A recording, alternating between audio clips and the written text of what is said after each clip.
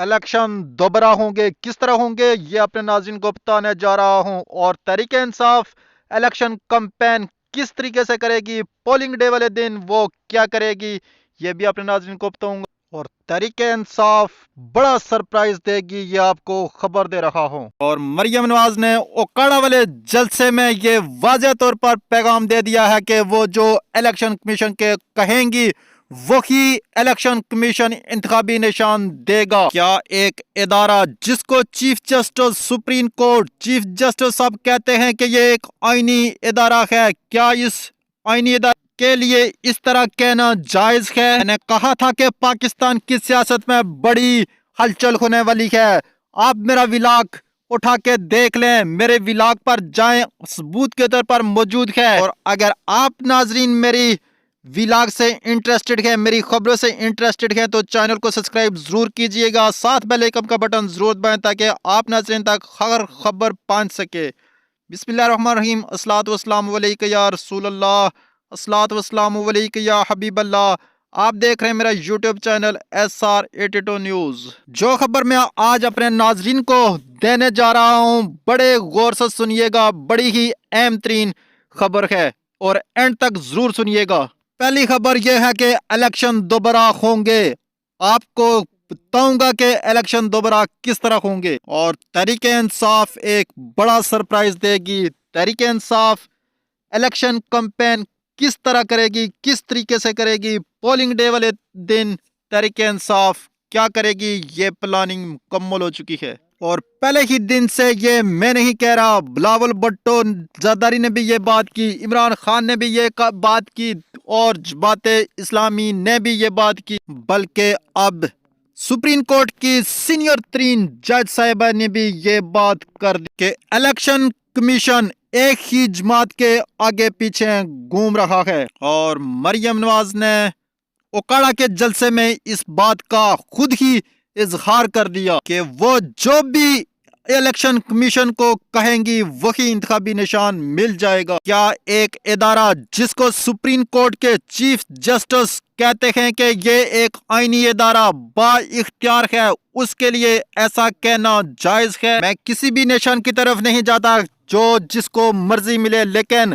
ایک جلسے میں اس طرح کہنا کیا الیکشن کمیشن کی توہین نہیں؟ اگر الیکشن کمیشن کی توہین نہیں تو کیا الیکشن کمیشن ان کے متحد ہے؟ اگر متحد نہیں تو پھر اس پر اس ٹائم تک ایکشن کیوں نہیں لیا گیا؟ اور میرا کام ہے ناظرین کے چیزیں بے نقاب کرنا، آپ تک حقائق پر خبر لانا، اور اپنے ناظرین کو بڑی خبر دے رہا ہوں، ٹائم ڈیٹ نوٹ کر لیجئے گا۔ بڑی خبر ہے، آج سے دن گننا شروع کیجئے۔ آج سے آئندہ آنے والے 7 دنوں میں بڑے ہی اہم استعفے چند آنے والے ہیں، اور اگلے 7 دنوں میں حالات تبدیل ہونے والے ہیں۔ آنے والے 7 دنوں میں پاکستان کی سیاست بالکل تبدیل ہونے والی ہے، اور لاڈلا لاڈلے کا نام ختم ہونے والا ہے۔ ویسا 8 فروری کو تو یہ ختم ہوگا ہی، اور یہ تاریخ کا پہلا الیکشن ہوگا کہ جس میں امیدوار کو ووٹر نہیں بلکہ ووٹر امیدوار کو ڈھونڈ کر سٹیمپ لگائیں گے، اور تاریخ میں پہلا الیکشن ہوگا جس میں آزاد امیدوار سب سے زیادہ جیتیں گے۔ اور شیخ رشید کی گرفتاری کے حوالے سے آپ ناظرین نے تو سن ہی لیا ہوگا، اور آپ کو ایک بڑی خبر یہ دینے جا رہا ہوں کہ جو 8 فروری کو الیکشن ہو رکھے ہیں وہ الیکشن ہوں گے، لیکن شاید کچھ ہی عرصے بعد، بہت کم عرصے کے بعد الیکشن دوبارہ ہوں گے۔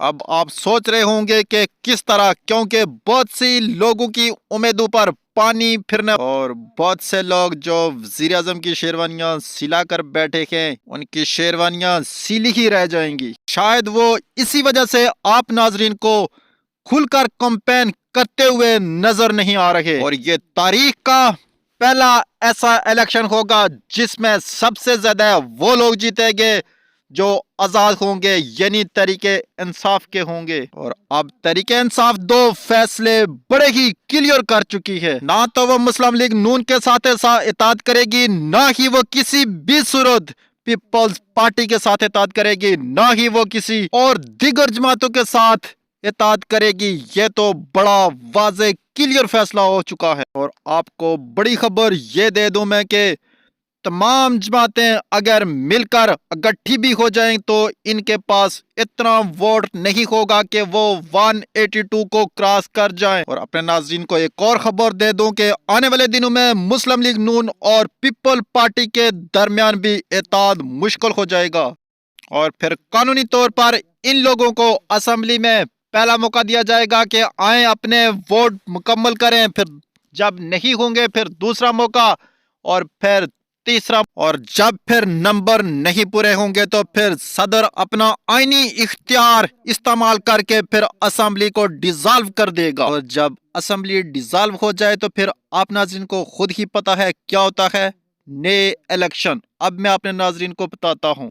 अब सूबों में शायद ये सूरत हाल ना हो, लेकिन मरकज में यही होगा, ये फाइनल हो चुका है। ये आज बड़ा दावा कर दिया है राना अजीम, सीनियर जर्नलिस्ट हैं, उन्होंने ये बड़ा दावा कर दिया है कि इलेक्शन दोबारा होंगे। और मैं अपने नाजरीन को कुछ बताने जा रहा हूँ, नोट की कर लीजिएगा, कॉपी पेंसिल साथ रख लीजिएगा। मियां मोहम्मद नवाज शरीफ किसी भी सूरत में वजीर आजम नहीं होंगे। हाँ, मैं बार बार कह रहा हूँ कि मियां मोहम्मद नवाज शरीफ किसी भी सूरत वजीर आजम नहीं होंगे। और इलेक्शन का रिजल्ट आने के बाद जब नाम जो आएंगे वजीर आजम के लिए, वो अपने नाजरीन को इशारतन बताता चलूं कि ए बी पी के होंगे। इनमें से किसी एक का नाम मरकज में शुरू होगा। और जो पंजाब में वजीर आला की दौड़ में शामिल होंगे उनमें AACS शामिल होंगे। जिसके बाद सूबों में तो शायद हुकूमत बन जाए, हुकूमतें बन जाएं, लेकिन वफाक में मरकज में हुकूमत बनना मुश्किल है। यही सूरत होगी क्योंकि तहरीक इंसाफ ने ये वाज़ह कर दिया है कि वो किसी के साथ इत्तेहाद नहीं करेगी। और ये भी फैसला हो चुका है कि PTI के लोग किस जमात से फौरी तौर पर इत्तेहाद कर लेंगे या ज्वाइन कर लेंगे, या फिर वो आज़ाद ही बेंच पर बैठेंगे। ये फैसला भी हो चुका है। मैं अब ये आपको, और तहरीक इंसाफ फरवरी में यानी इलेक्शन के 3 से 4 दिन पहले एक बड़ा सरप्राइज देने जा रही है। हाँ, इलेक्शन से 3 या 4 दिन पहले तहरीक इंसाफ एक बड़ा सरप्राइज देने जा रही है। और PTI ने अपनी प्लानिंग मुकम्मल कर ली है, ये मैं आपको अभी नहीं बता रहा। और बहुत कुछ होने वाला है, बहुत सारी खबरें हैं, इंतजार कीजिएगा मेरे अगले व्लॉग का। इजाजत दीजिएगा, अल्लाह हाफिज।